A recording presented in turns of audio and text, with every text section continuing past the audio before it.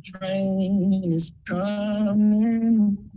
Don't need no baggage. Just get on board. To hear the key coming. Don't need just thank the Lord.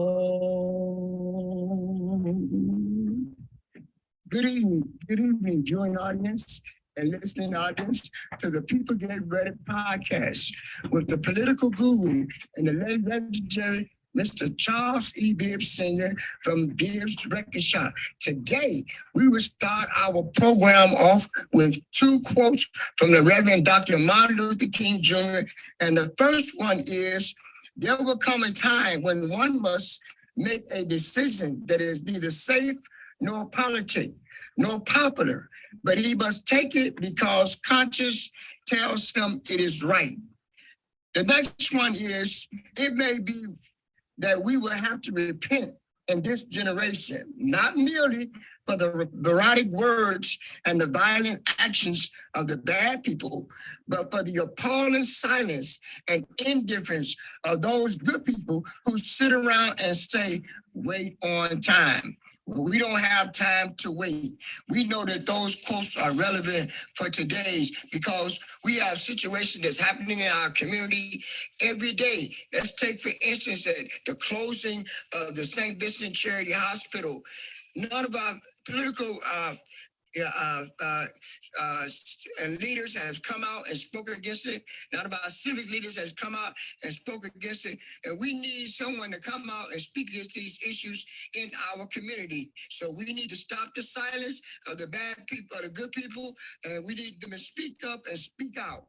And today, we want to offer you an opportunity to join Bibb Business Opportunity Grand Opening. I said Bibb Business Opportunity Grand Opening. You might say to yourself, I want to start a business. I've been thinking about starting a business. Well, today is your opportunity to start a business. You can start with Snap Delivery.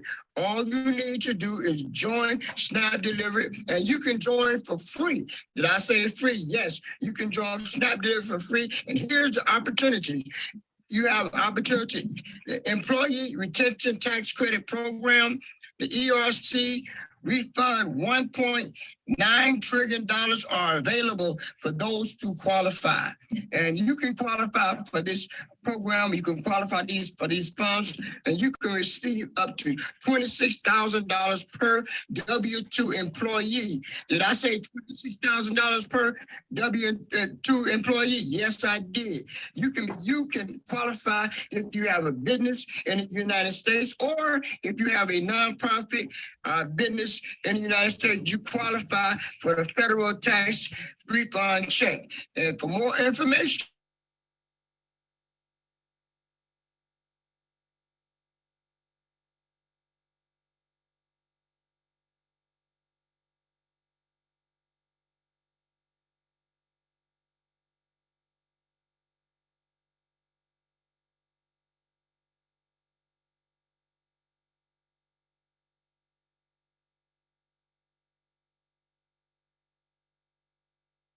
to you, the man himself, the president and CEO of People Get Ready podcast, Mr. Charles E. Bibb Sr. Take it away, Mr. Bibb.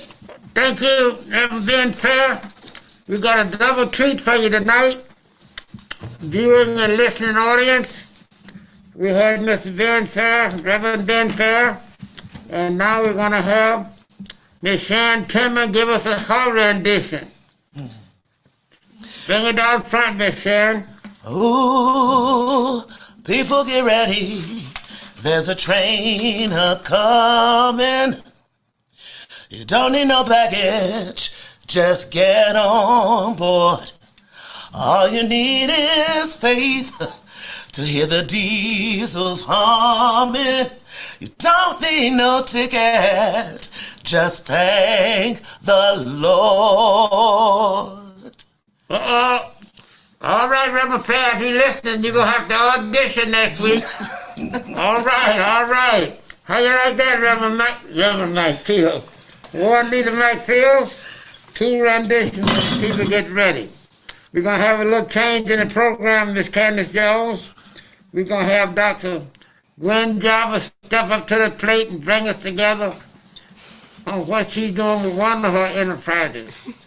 Go right ahead, Doctor. Thank you. Gwen Jarvis, and tell us about your sober house. All right. Thank you, Mr. Bibb, and thanks for the opportunity to speak about Sobriety in Motion Corporation.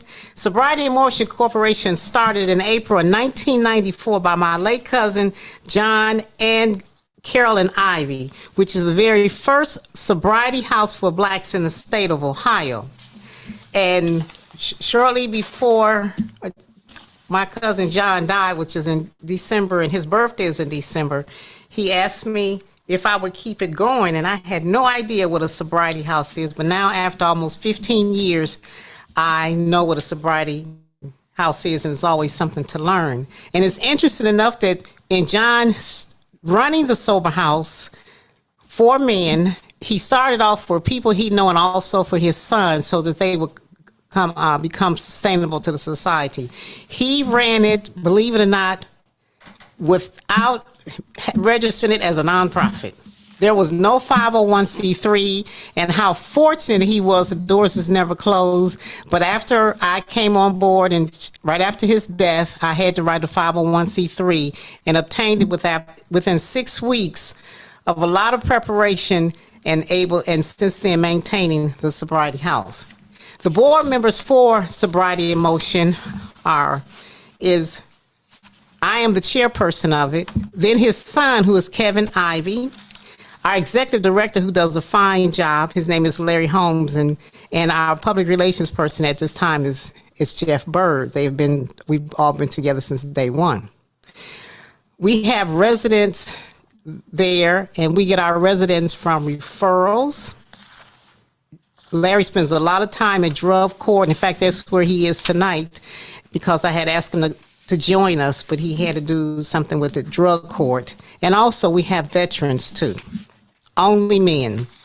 The mission that we have for Sobriety in Motion is building one man, one family, committed to the community and also to himself, to be sustainable for life.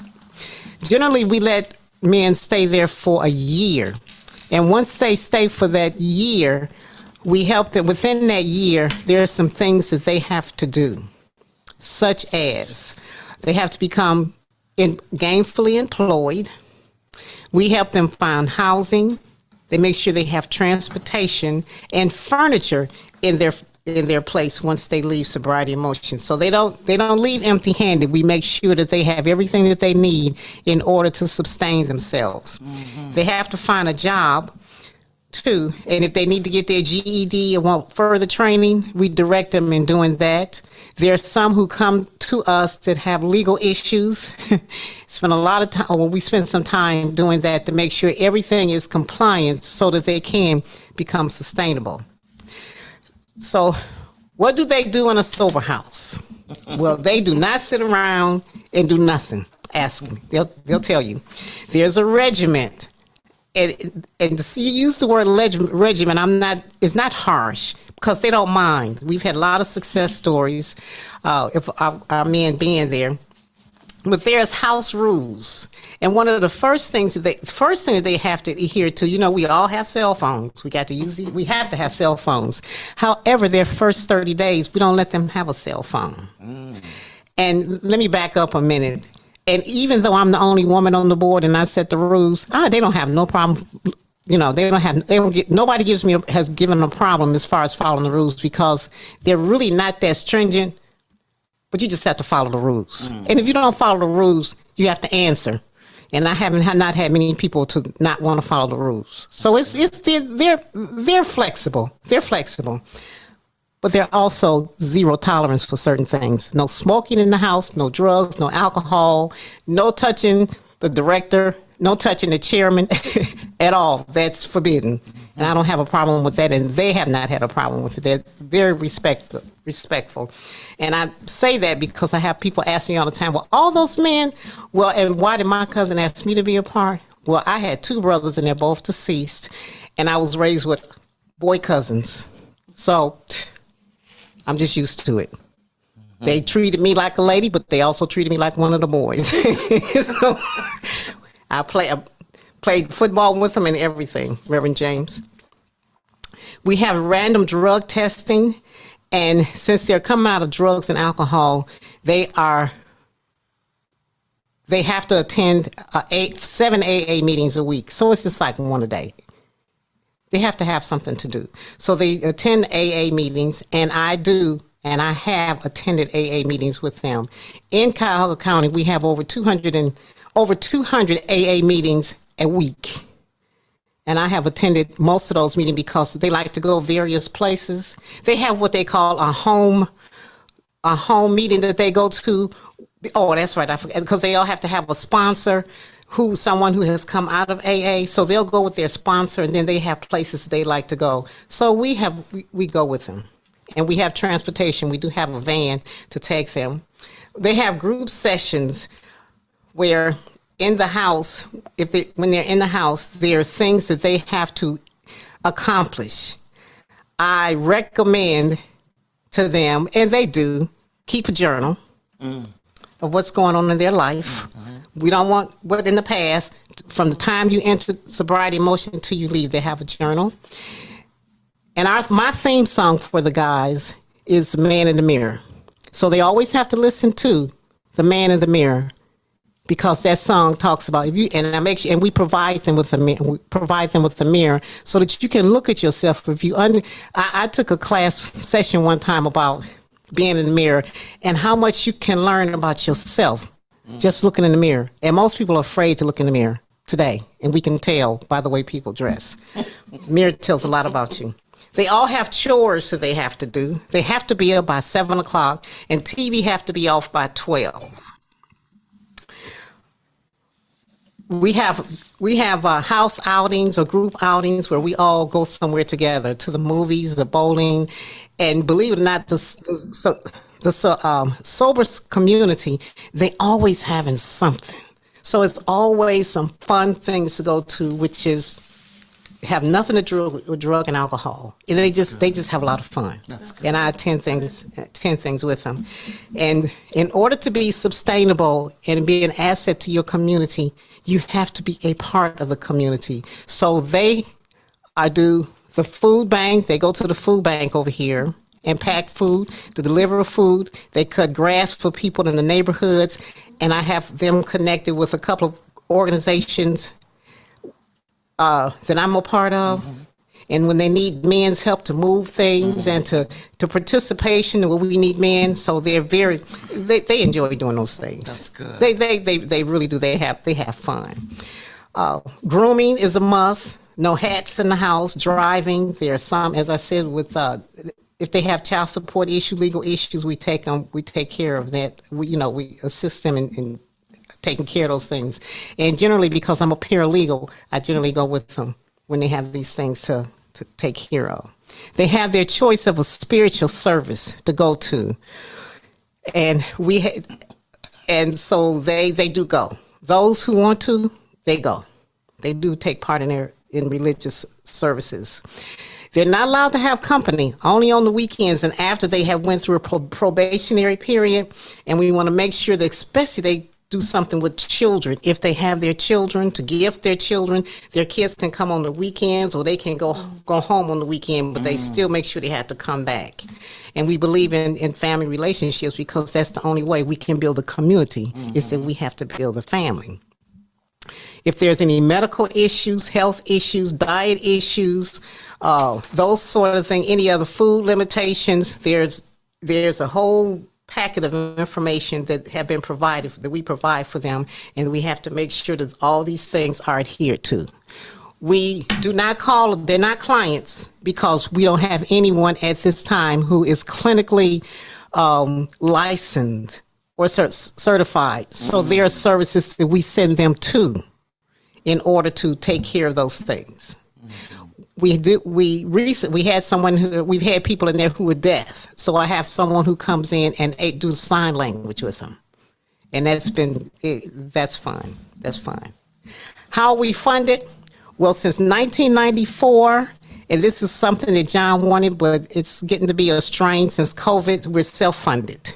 Yeah, we've never had our doors closed, and we have had to cut our residents since COVID, the space. So COVID have us to do that.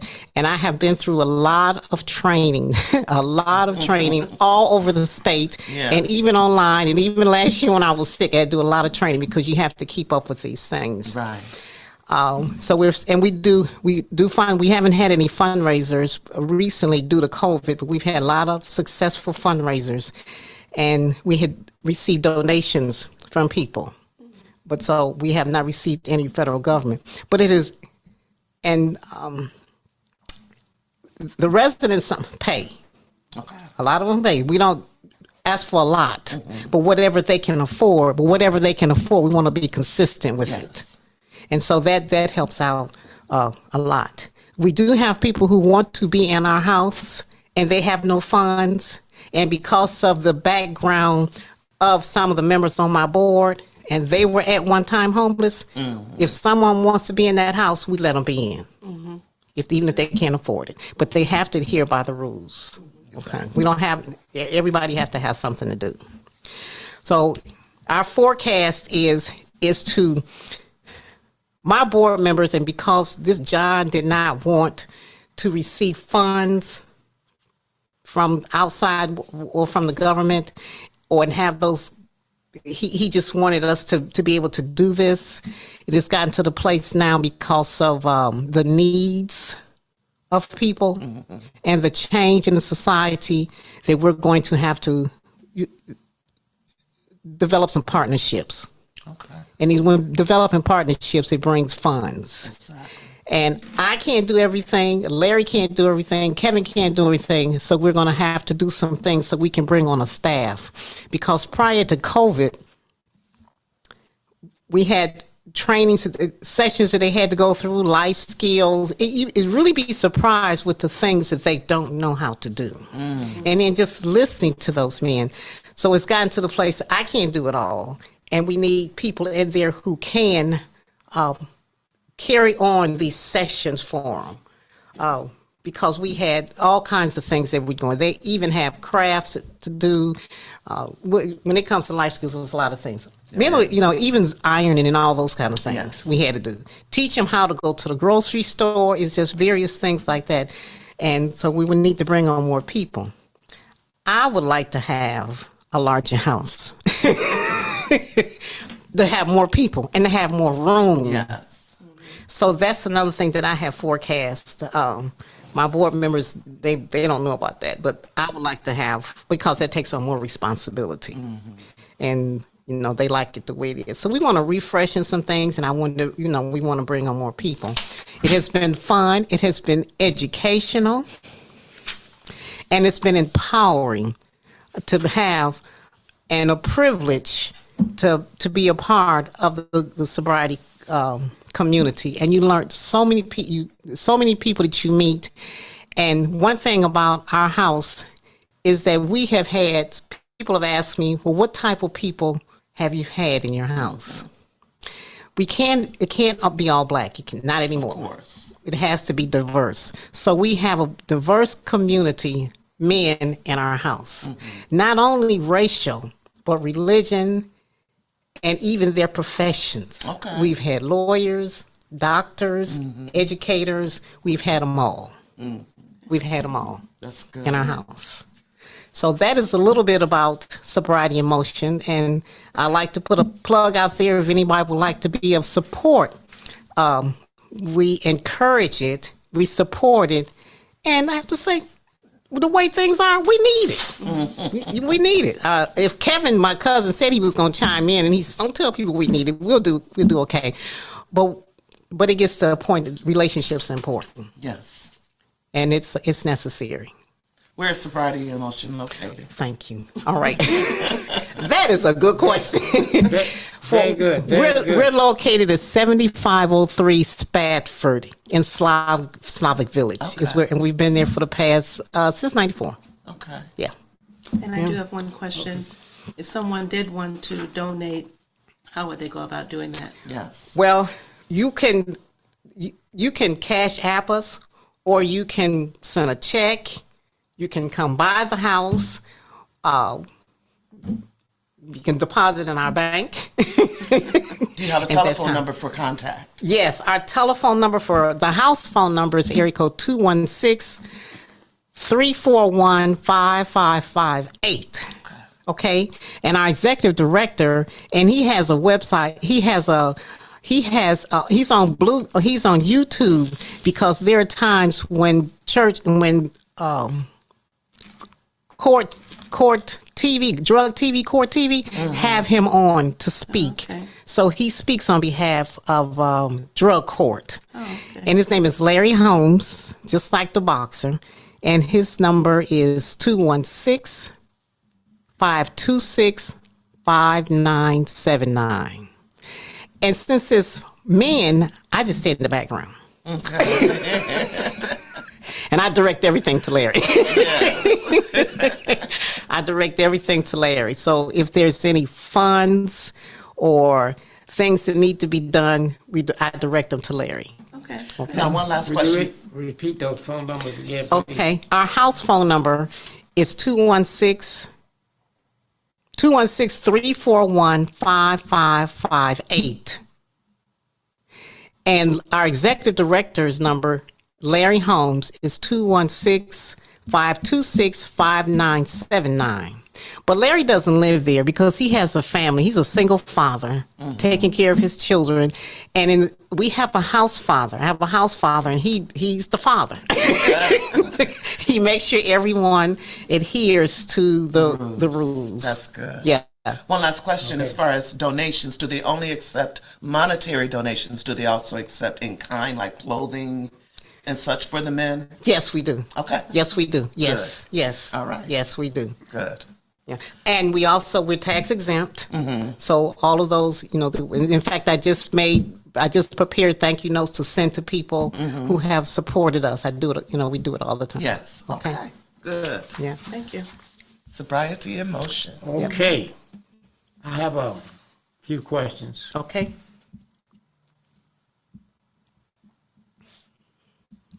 The people who come to your house, do they work? Yes, they have to work. Their first 30 days, we don't let them work because they have to get themselves orientated into being in the house. But yes, they have to find work. We have a relationship with Towards Employment, where they go there for training so that they can work. But in asking that question, a lot of them that come to our house, they're skilled. They have a skill where they go and get yes. My point was, do they go to work every day? Because I heard you mention child support. That's what made me bring it. Yes, So they have to pay child support. Yeah. Oh, yeah. We make sure that those things are done. Yes. How long do they usually stay at the Stowe house? Well, generally, for a year, they sign for a year, but sometimes we've let some stay a little bit longer. For an example, well, more than two, they were waiting for, because of a disability, which not all disabilities are physical, are visible. They had to wait to get vouchers, so they had to stay a little bit longer. Yeah. Now, in your presentation, you said your cousin did not want to get funded. No, he didn't. How do sober houses get funded? By donations, fundraisers. Not yours, other funding. That's what I'm saying. By donations, fundraisers, and there's some organizations around. It's not like a federal funding. It's like how whatever the your county can afford to do. Now we have here we have the Adams Board, which I serve as a parliamentarian for the Adams Board, and so they're very instrumental. Then there are other houses that help other houses. You would not believe how they help each other. So there's a network between them. Yeah, it's a network, yes, and how they help each other. So, That's good. yeah. Okay. Now I didn't understand what you said about the county. Would you repeat that? Well, there's different agencies in the county. One thing that my guys didn't want to do, they didn't want to become. No. I'm talking about other agencies, not your agency. My question was, how do the other sober houses get funded? Well, this is how they get funded. They have to be connected with like the Adams Board, the Ohio Recovery. You keep going past the county. Does the county fund sober house? No, that's what I'm telling you. It's the other houses help each other, and it's like the Adams. That's the third time. The Cuyahoga County fund sober houses. No, That's No, good enough. That's uh-uh. good enough. That's good enough. no. Very but- good. Very good. Okay. Very good. Very good. So we have to talk to the gentleman we had here. Well, He's the county executive, right? yeah, but No, not you. I said we. We yeah, have to talk to him. but see, but that's not how it's done. Okay. It's not how it's done. No, How? no, I got it. Yeah. Don't take me long. Okay. Yeah. Yeah. Didn't, I work with Martin Luther King. They used to tell us all the time, that's not how it's done. Y'all can't vote. It's not done like that. Y'all can't work here. It's not done like that. So I'm used to it not done like that. But we got $1 billion plus budget, I know. and we got sober houses scuffing to get money. It don't match. So we'll find out. Okay. Okay. All right. That's not you personally. But we're gonna find out Okay. about that. Okay. Great We report. do take in-kind service. Yes. Ms. Sharon Penman mentioned clothing Yes. things. And you can take any kind of in-kind service. Toothpaste when they come in the house, because a lot of them come with nothing. Yes. They come with absolutely nothing. Right. Yeah, we do. Okay. Yes. Because the need for sober houses is growing real fast. Oh my Yes. goodness. Yes. Yes. Do you yes. know Ohio is one of the leading states? Yes. Yep. You know that? Yes, I That's do. why I'm asking all these questions. Yes, I do. And you know we got our share in the African American community. Amen. Even though your house, sober house, is integrated, but it's not proportionate. Very good. Anyone else any questions? Oh, the last one. How do you choose who's coming in the sober house? Larry does real good because he's been in sobriety himself over 20 years, and he is a tough guy. So he does. The He screening. does the screening. He does the screening. Very good. Yes, he's very good at it. All right. I want to congratulate Yes. you carrying on your cousin's project. Yes. You're doing a great job. Keep it up. And we're going to help you all we can. We here at the People Get Ready podcast. Okay. All right. Give us that location again. The address is 7503 Spafford, Spafford. And we have a sign on the building. It says Spafford. I mean, it says Sobriety in Motion. Did you say that's in Starlet Village? Yes, it is, sir. Does the councilman know you're there? We have a new councilman over there. That's Yes. not my question. Yes. Does the councilman know you're Yeah, he knows we're there. Make sure the councilman knows. Okay. Yeah, he knows. Cleveland Council, for those who don't know. Yeah. Yeah, he knows. Any final questions, Ms. Candace Jones or Ms. Sharon? No, I've got my questions answered. Thank you. Good report. Thank you. All right.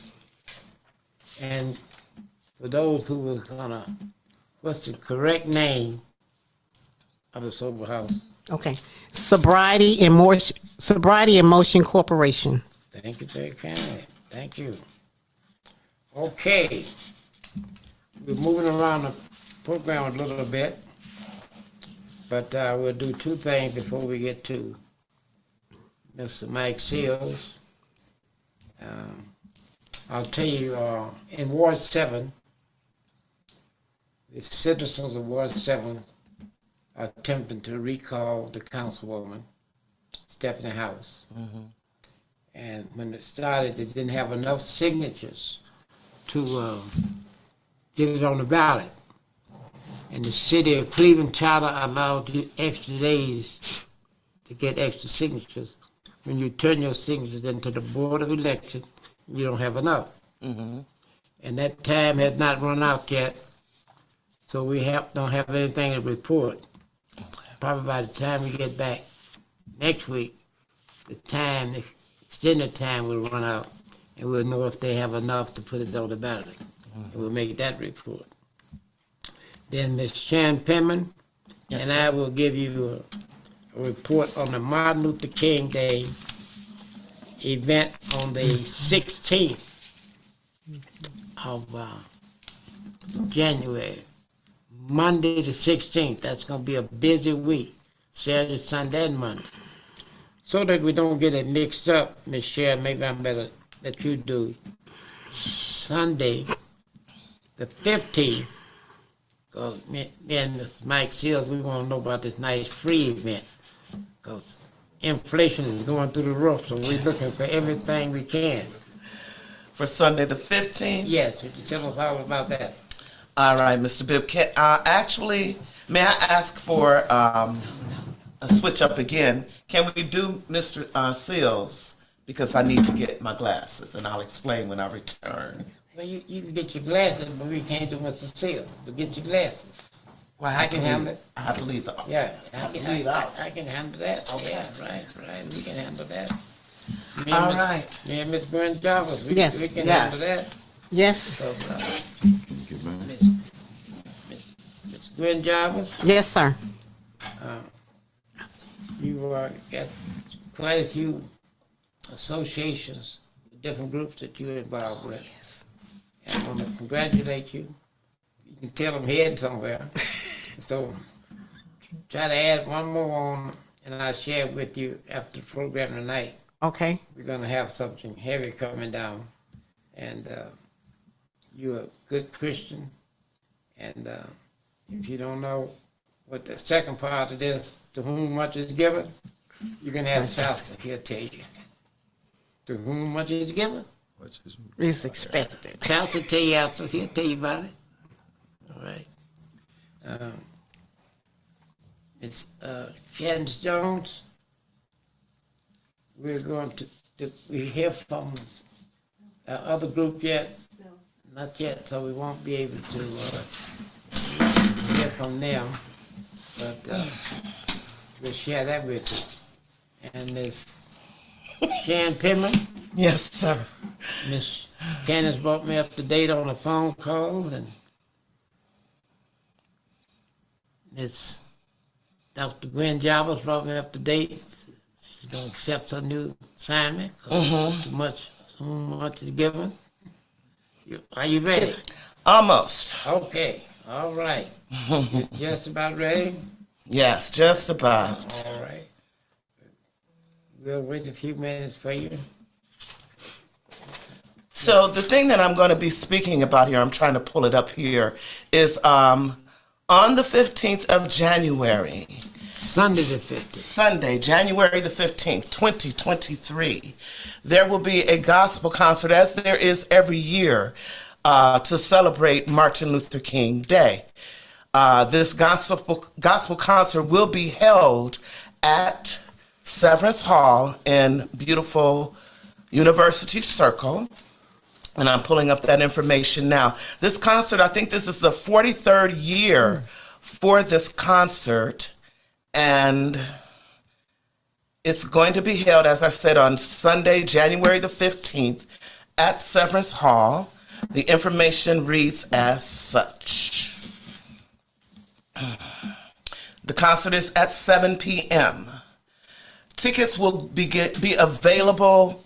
Let me read it this way. Although the concert is free, tickets are required and available on a first-come, first-served basis, beginning on Saturday, January 7th, 2023 at 10 a.m.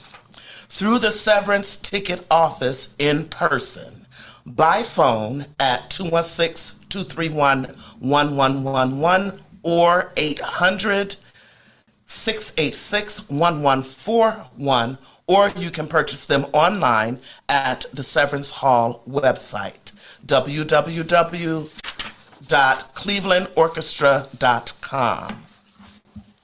Let's see.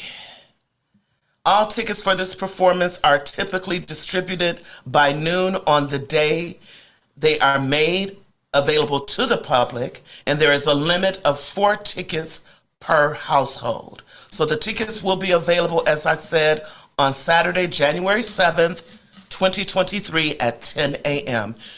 Usually the tickets do sell out the same day, and as I said, they are free. When I say sell out, I'm saying that they are distributed they're gone the same day. They're going to sell out the same day. If you want tickets for this concert, which it is a fabulous concert, you want to get those tickets if you want to be in the house.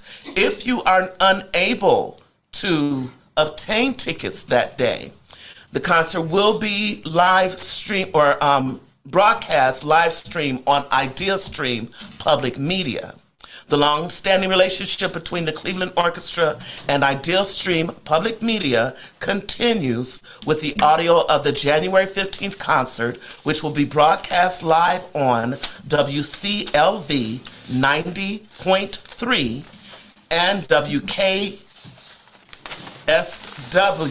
WKSU 89.7, and live simultaneous streaming available on ideastream.org. That's IdeaStream's website. You can pick this up using your smart speakers, and the IdeaStream Public Media app will also be available to enjoy that musical experience. So that's live at the Music Severance Hall, or you can pick it up live stream on IdeaStream as well. So that's it for the information for the concert. All right, very good, very good. And pay particular attention on that Saturday and repeat that again. What happens the same day again?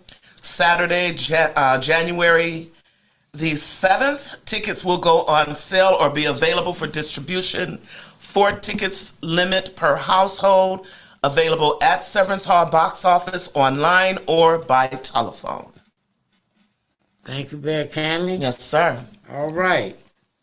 Now the next day, Yes. Monday, the national holiday that we fought hard to get a national holiday. Yes.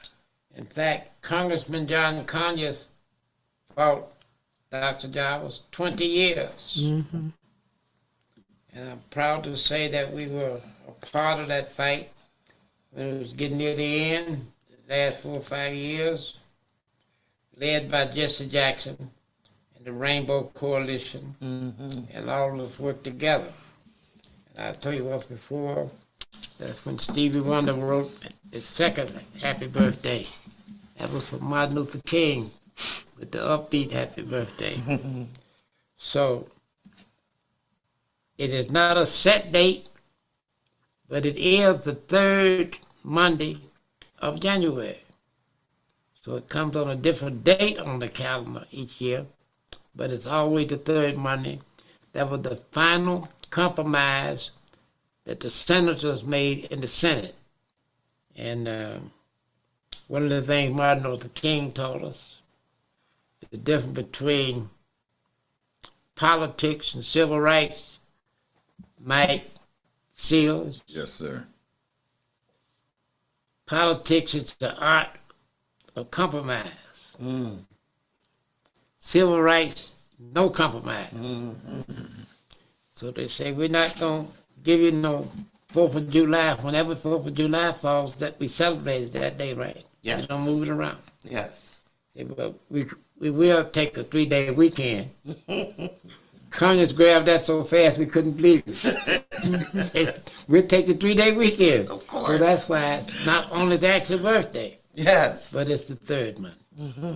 That leads up to where we are now. We've been celebrated in the city of East Cleveland on the Saturday before Yes. the Monday, because when we first came up with the idea, it was a little big for little East Cleveland to be taking on the big board on election, not election, on the national holiday. So we had Saturday, where we did the march from East Cleveland Public Library to Starlight Baptist Church, and we had service there, and free luncheon for the community.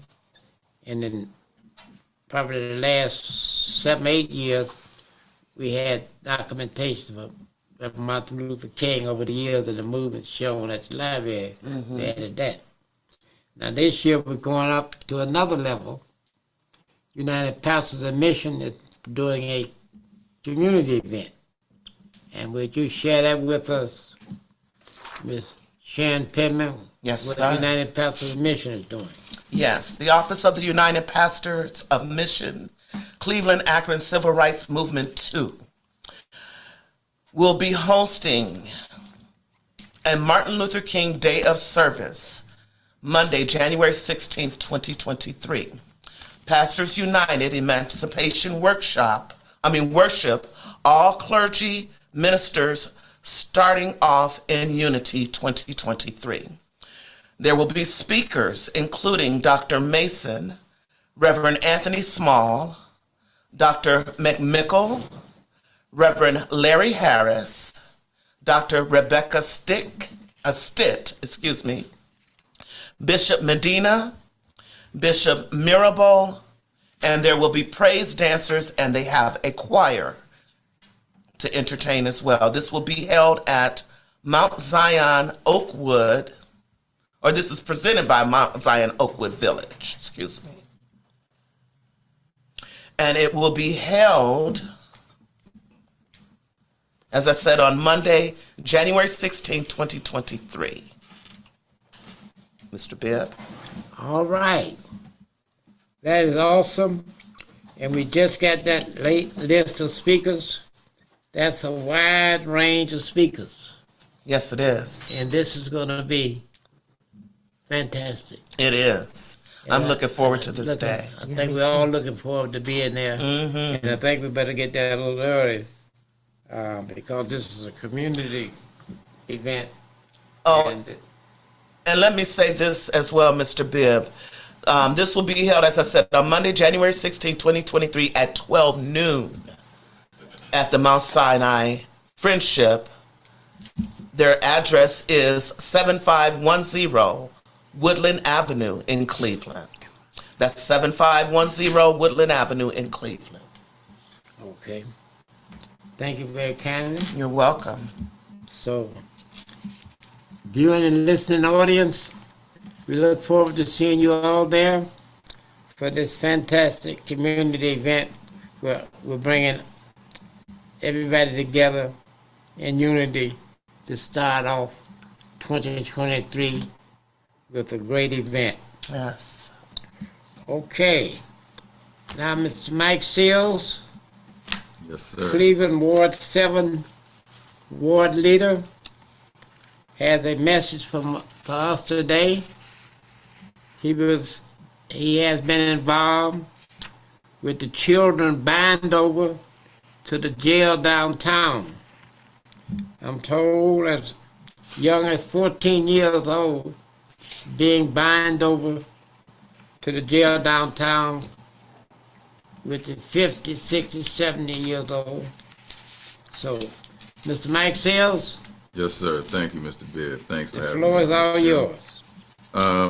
As you stated, Mr. Bibb, there's been a lot of talk about, as to the mistreating of our juveniles in the county, actually.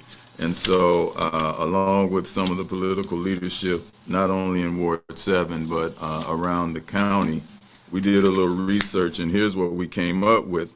The Cuyahoga County Prosecutor's Office, in the first 5 years of Prosecutor Michael O'Malley's tenure, has overseen a massive increase in the number of children being prosecuted as adults. This is referred to as a bind-over in Ohio's law. While prior prosecutors also pursued far more bind-overs than the rest of the state, he has taken bind-overs to a new level. Over a period of 3 years, from 2019 to 2021, Cuyahoga County has tried 279 children as adults. All other 87 Ohio counties combined have tried only 319 children as adults during the same time. In other words, Cuyahoga County is responsible for almost half of all adult prosecutions of children. The children being bound over in Cuyahoga County unsurprisingly, are disproportionately Black. While about 40% of the county's children who are 14 to 17 years old are Black, the children bound over in 2020 by the Cuyahoga County Prosecutor's Office were 91% Black. We know the children who are tried and in prison and in the adult system are at great risk for sexual assault and suicide. And these children whose brains do not stop developing until the age of 25 are likely to carry the trauma of being incarcerated for the rest of their life, in addition to the traumas that they may have suffered that brought them into the juvenile criminal legal system in the first place. So, how do we fix this? The answer is actually very simple. The decision to file a bind over is fully up to the county prosecutor's office. If they decide not to prosecute a child as an adult, there is nobody, no judge, no legislator, nobody who can tell them that they are required to. All it takes is changing the prosecutor's mind, or if that is unsuccessful, changing the prosecutor.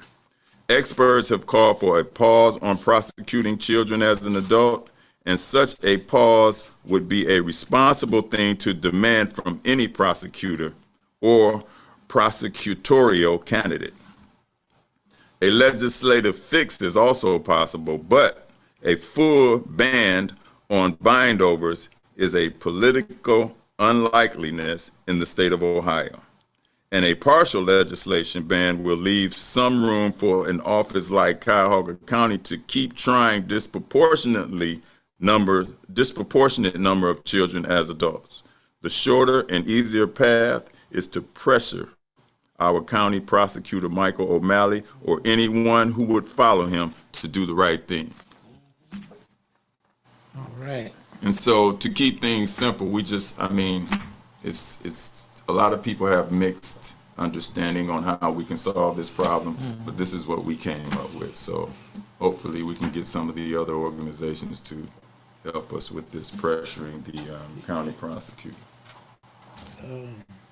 Good report, Mr. Seals. And ask it, ladies, would you have questions for Mr. Seals? Start with you, Doc. No, I don't have any questions. It's just really appalling. And the fact of our children being bonded over, and as Mr. Bibb says, with granddaddies and great-granddaddies. Not the right place for them. Sharon? Yes, I would like to ask, what are the steps? So we know we need to contact the prosecutor's office. What are the steps to reach them and to go about turning this around and putting a stop? And you mentioned a pause. I don't think we need to pause on this action, but actually stop it altogether. Right. So what are the steps we need to take to petitioning to the prosecutor's office? Well, actually, this is what we're going to present to the prosecutor's office. Okay. Somewhat of an open letter. Okay. And we encourage all other organizations or anybody who wield any political power or some of our public officials to join in on this effort. Yes. Because the fix could be easy. Exactly. And I think that it's been a problem for long enough. And so we would like to see solutions rather than keep trying to intellectualize the problem. Yes, I agree. And our research shows us that the problem is actually simple. Okay. It's just a matter of changing the prosecutor's mind. Okay. I have a question. Yes. Hold it. This is Joanne Howling. Hi, What Joanne. I'd like to know, good evening, ladies and gentlemen. Like, what I would like to know, the steps that's being taken to talk to the prosecutor. Is there anything in effect where it's going to be a group of people going to the prosecutors, not talking about it, but talking about what you're going to do about it? Because they've been doing this way too long. I don't even keep up with politics, but I know they've been doing that too long. So if they're not put with pressure they're not going to do nothing because they never do nothing, because they don't have to do nothing, including them and a whole lot more. So do you have anything in place for the future that we can volunteer, that we're going to go down, we want to talk and hear what the prosecutor has to say and see, can we get something moving and shaking? Because this don't sound good to me.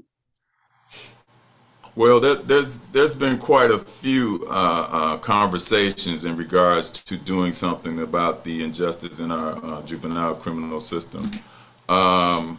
Just recently, they had a big meeting at one of the churches here in Cleveland, one of the influential churches, I might say. And so there's a lot of people on board, but as we stated in our statement, you know, if pressuring the prosecutor is not effective, then we'll have to take the next step and vote him out. I think he's up for re-election Exactly. soon. Yes. I'm not quite sure exactly when the prosecutor's seat is open. Mr. Bibb, can you share some light on when the next election for our new prosecutor would be? That you could research that. It's not going to be in 23, I can tell you that. Yes. But Probably 24, Yeah. because usually the pattern is what? no, don't get, you know, I am about guessing. Don't guess, just find out from the Board of Elections. Well, as an answer to your It's question, not going to be in 23, so you got some time to work on that. exactly. 23 is 3 days away, so we'll be all right on that. But here's the problem. Miss Joanne, Yes, what's the problem? nobody wants to meet and work on it. But I got two people, you and Mr. Seals, so you got two of y'all want to work on it. Do you have anybody else? Well, My hand actually, is up. we have a few more people who are, like I say, the political I'm with leadership you, of I'm with Cleveland you. Ward 7. We're all in on this. Give Miss Joanne your phone number, and anybody else who want to work on it, Mr. Seals. I can be contacted at area code 216-324-0309. Okay, thank you. What I'm looking forward to doing is contacting this prosecutor and saying we want to have a meeting. We want to talk about these issues because nothing is happening. And if anybody doesn't want to do it, I don't have a problem with doing it. Well, I'm with you. I will call him up immediately and tell him.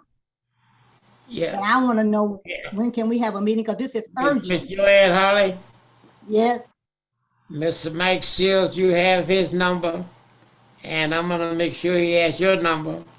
So when he has his next meeting, so you two will be able to be in the same room together and come up with some kind of strategy. There are about 3 or 4 groups working on this now. Yes. And each one has a way that they want to work on it. So maybe you guys can work on it together and come up with something. Very good. okay, thank you. Go right ahead, Miss Joanne. Yeah, I just said thank you because as soon as I hear from you, Mr. Seals, and you got your people in line, somebody's time to drop a dime. And if ain't nobody at that point, I'm at the point, because should have been at the point long ago. This is ridiculous. I don't have a problem with turning out City Hall, okay? I don't have a problem with it. Thank you, Miss Joanne. All right, thank you. Mr. Bibb, I know it's not on the agenda, but No, no, we can't speak on it today. okay, I'm sorry. Yes, we have a printed agenda. I understand. Okay. What I did, Mr. Seals, there's a piece that's in space, cyberspace. Yep. How about that? I'm getting close. Yeah, now. really. Now we got to get into texting. What's going on down at City Hall, how they raise the money, and I think you put with the part of that piece to put together in cyberspace. Yes, sir. That's exactly what I was going to ask, but it seems to fall right into place. Thank you, Mr. Bibb, for mentioning that. Another issue that we're concerned with that affects the whole city of Cleveland is we created what we call an open letter to Cleveland City Council leadership. and it reads as follows. Greeting Council President Griffin, Majority Leader McCormick, and Majority Whip Santana. We are local political leaders, members of the Cuyahoga County Democratic Central Committee, Executive Committee. We wish to express grave concern about the existence and activities of the Council Leadership Fund, a political action PAC controlled by Cleveland City Council Democratic Caucus leadership. For the past several decades, the fund has been used as a way to direct large sums of corporate money to council incumbents. It has no known internal structure or rules, and its activities during the last municipal election cycle ran afoul of Ohio campaign finance laws. This kind of brazen electioneering has no place in Cleveland, no place in the Democratic Party, and no place in politics. The fund raises most of its money from people with business dealings with the city, many of whom are Republicans. The list of large and frequent donors includes Republican Jimmy Haslam, the owners of the Cleveland Browns, Paul Dolan, owner of the Cleveland Guardians, and Dan Gilbert, owner of the Cavs. Numerous real estate developers like K&D and Forest City Enterprise. Local business owners with active city contracts. Michael Dowling, the disgraced vice president of First Energy, who directed the HB6 racketeering scandal. Further, the fund has historically spent its money according to the whims of the council president. Former council president Kevin Kelly explicitly said the fund exists.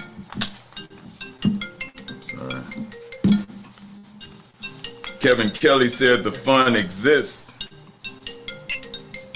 to support council people who support council leadership agendas. I'm sorry. Excuse me.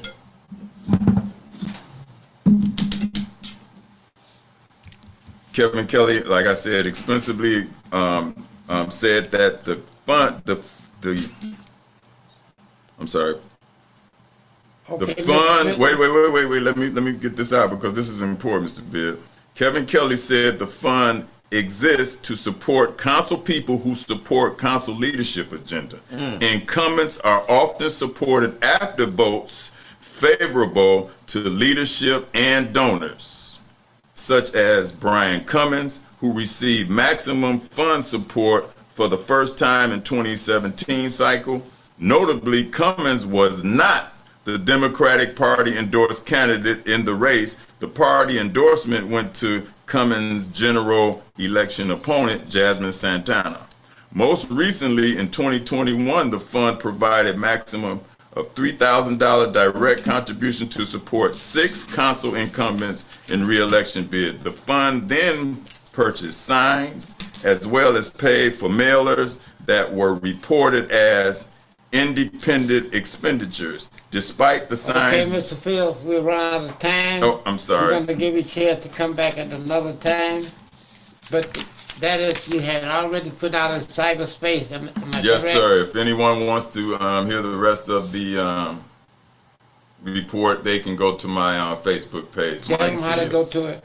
Just go to Facebook and go to Mike Seals. All right. All right. Thank you very kindly. I think Good they'll job. find it very interesting. And I want to thank the viewing and listening audience for this week. We try to bring you up-to-date information. Every now and then we get a little bonus for you. And thank you for the bonus, Mr. Mike Seals. And we'll see you all next week. Yes, sir. Yes, sir. Enjoy the rest Thank of this 22 and get ready for 23. Because 23